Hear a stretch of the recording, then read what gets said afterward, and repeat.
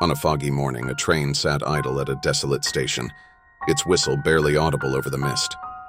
A solitary figure, an elderly man named Herr L, shuffled toward the platform, clutching a worn suitcase that seemed heavier than the memories it held.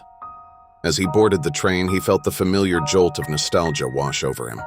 The compartments were empty, save for a few scattered passengers, each lost in their own thoughts.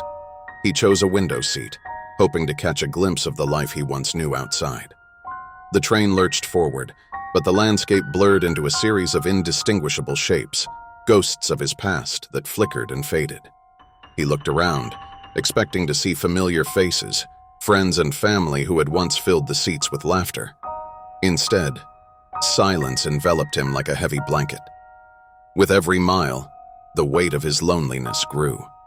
He glanced at the other passengers, who seemed more like shadows than people. They stared out of their windows, avoiding his gaze, each lost in the isolation of their own existence. He tried to speak to them, to share a smile or a memory, but his words sank into the void, unheard and unacknowledged.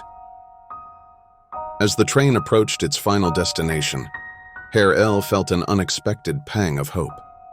Perhaps there would be someone waiting for him, someone to break the silence that had followed him all these years.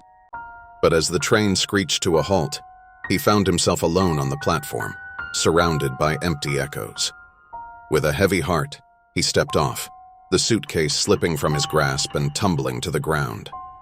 It opened, spilling out fragments of his life, old photographs, letters, and forgotten dreams. As he gathered the scattered remnants, he realized that the train had not been his escape, but rather a reminder of all he had lost. In that moment, Herr L understood that the true journey was not about the destination, but the relentless passage of time, a train that never stopped for those who remained trapped in their own solitude. As the last passenger left the platform, he faded into the fog, a figure forever lost in a world that had forgotten him.